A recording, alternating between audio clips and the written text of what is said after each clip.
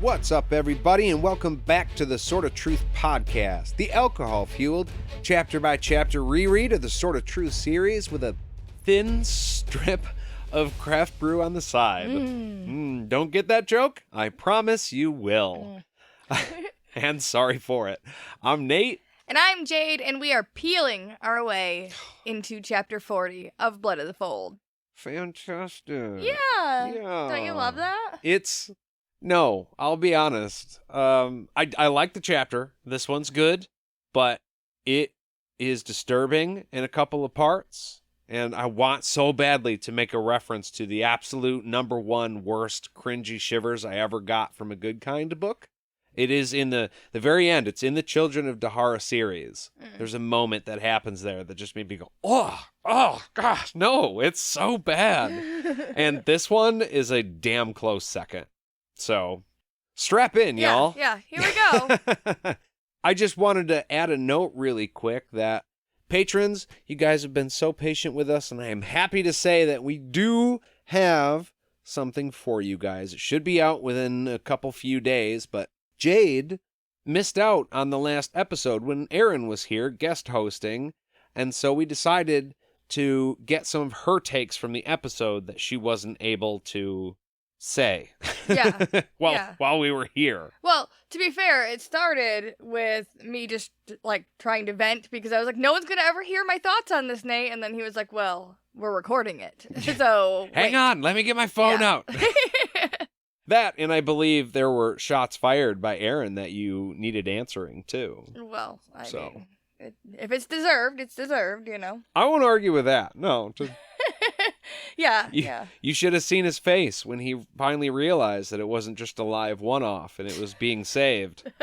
And you were going to listen. Well, he should have known anyways. So with that, though, let's get into this. Cheers. Cheers. Boom. So, we open the chapter, Anna's lying naked on a table, cut off from her gift, and being tortured by Vale. I love how blasé you were just able to say that. Just naked on a table, cut off from her gift and being tortured. No big deal.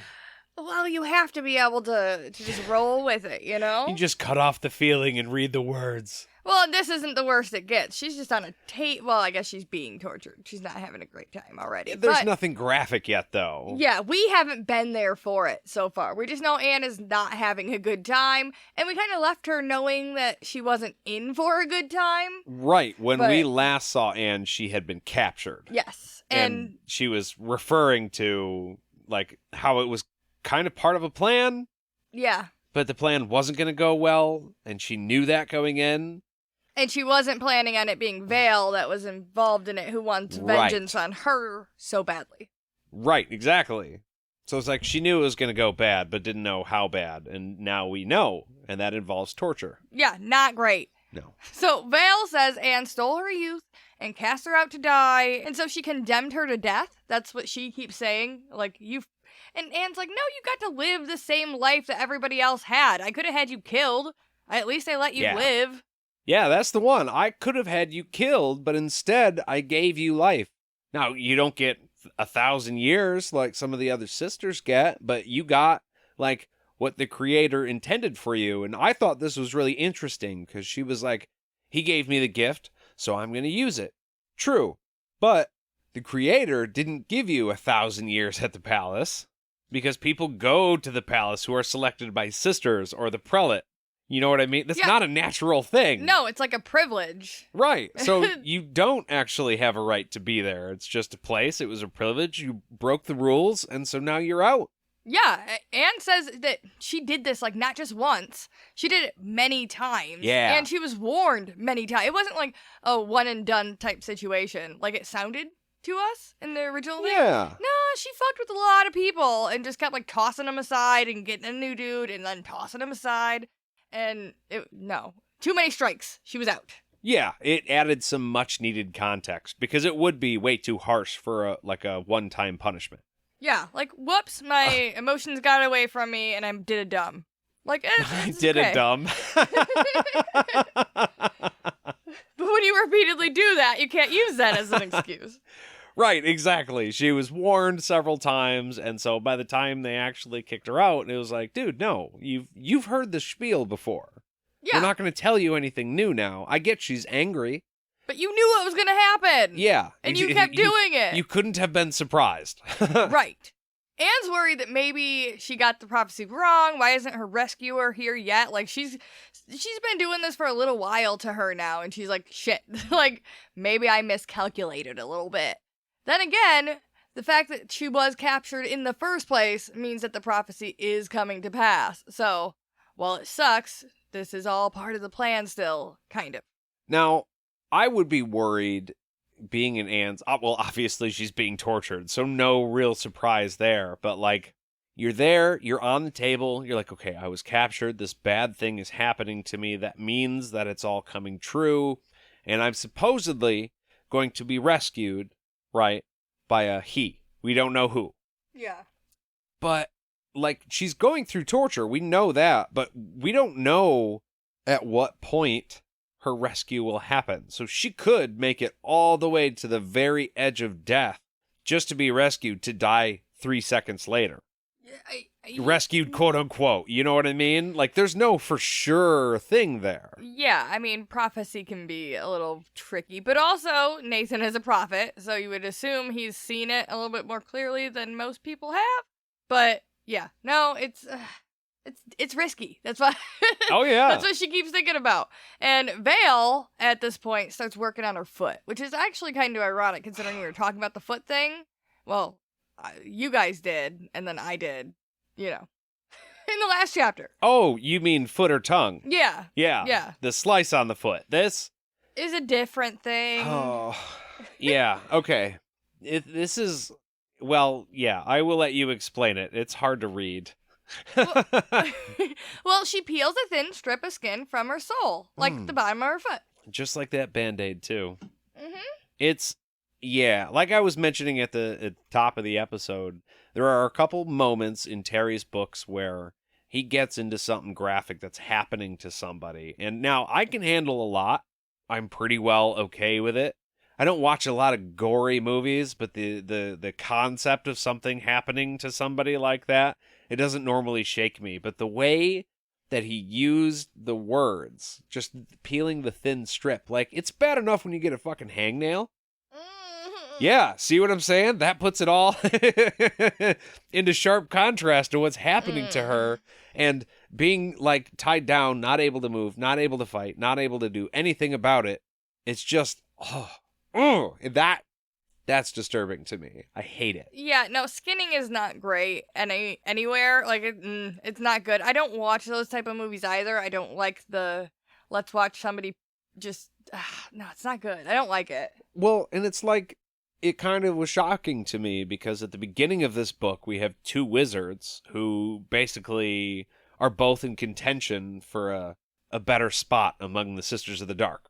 And the sister peels a strip down each of their... Oh, fuck yeah! Yeah. I forgot about that. That did not get me as bad as the foot. So I have a foot thing. Not that kind of foot thing. But no, I think it goes back to what we were talking about, or, I mean, the last chapter.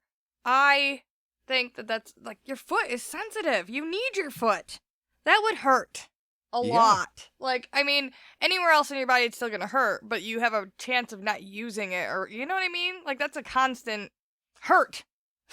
Right. Not like, permanent, but constant while it's hurt. Yeah, like, you move that part and you put weight on it all the time. It's a bad place to be hurt.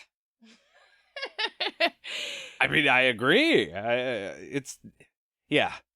That's all the point I wanted to make about it was just that every once in a while he really gets there and gets right down to my nerves, and this is one of those moments specifically that was just like, ooh, that's rough. Yeah, no, I get that. And okay, Vale makes it even better by asking if Holly wants a turn. Like, this is a fun bonding experience here. Look at me being rude. Did you want a chance to torture her, sweetheart? Come on over here. Hold it this way. Holly does not want a turn. Anne was, like, super kind to her. She gave her money. And frankly, this is not fun. So she's going to go outside. I love the way she says that. I'm not having fun anymore. I'm going outside. Yeah, and Anne was so proud of her. She wanted to kiss her courageous little face. She was like, yeah, fuck her, right, Holly? You know what? I didn't like her before, but now you're okay, kid. You're okay. Might not ever get a chance to say that to you, but you're all right. Well, I do appreciate it because when we first met her, I didn't remember much about her specifically, and I was really worried that she was going to turn out to be one of those, like, actual evil people. Like, Anne was praying for her and, you know, so sorry for what she was going through, and I was like, oh, this little bitch is going to hurt her bad. Well, but no, so far she's great. Yeah, and I mean, the point was made that being a young girl like that and seeing a obvious psychopath, or I get her having a grudge for so long now, I think, but like, if you're young and you're exposed to that kind of shit all the time, that's not good for your brain. No. And that is going to permanently affect her in some way. Yeah. And she could easily have gone down the evil path, but we still see good in her, and that gives us hope. Yes. For the Holly that we know continues, right? Yeah. In some capacity, but we don't really remember. Yeah, I don't know. We'll get there, though. Anyways, at this point, we jump characters, and we are now with Zedd and Gratch, flying in the sky, and they are close enough to see lights on in the keep. Which, again, people can see lights on in the keep when there's people there. So, I don't know why Richard or one of the guards hasn't gone, yo, lights are on at the keep. Anyways, that's a different matter. Somebody there. Well, I mean, we know for a fact that they have signal towers that go for miles and miles and miles. Yeah. In almost any direction. So, no, your point is 100% on. This would have been noticed almost immediately, I'm sure, and would have been called out. Yep. But nope. Zedd sees it, but nobody else does, and he decides that's where him and Gratch are going to be flying into, so that's where they go. They almost crash land, because at this point, Zedd has been keeping that fucking spell going for a exceeding amount of time, and he is just tired. So he lets it slip for a minute, and he's able to pull it back just in time for Gratch to not, like, go plummeting into the ground. Yeah, he just totally goes hands off with the spell, so he goes full weight. Yeah. Which must have added, I mean, to Gratch's labor. Or, yeah. You know what I mean? If you're... Probably like a whole 4.5 pounds or something. Yeah. You know, because he's super, yeah, that was he's a bad skinny. joke. He's Anyways. very skinny, yes. But yeah, so he lets it go and they just go into a free fall. Yeah. Fast enough to where Gratch really doesn't have to try that much to open his wings, catch the air, and slow them down. Like if you're carrying a bag of feathers and then all of a sudden it turns to stone. Yeah. You're going to hit the ground pretty quick. So. Well, and we do have a decent idea of how Gratch's wings are.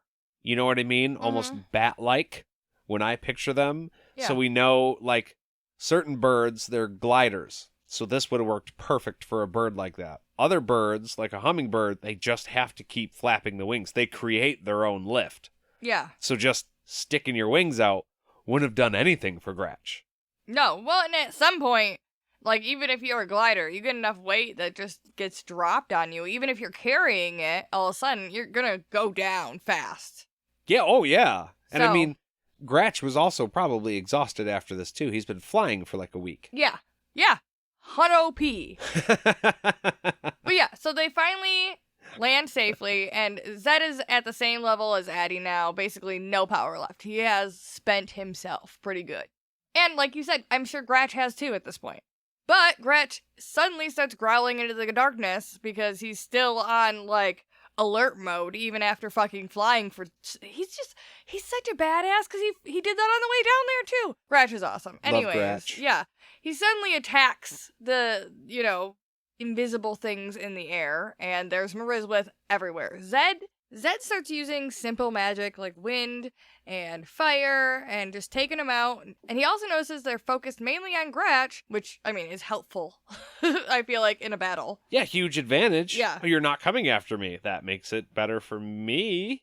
Anyways, but he does start wondering why, and Richard has had the same kind of realization too now.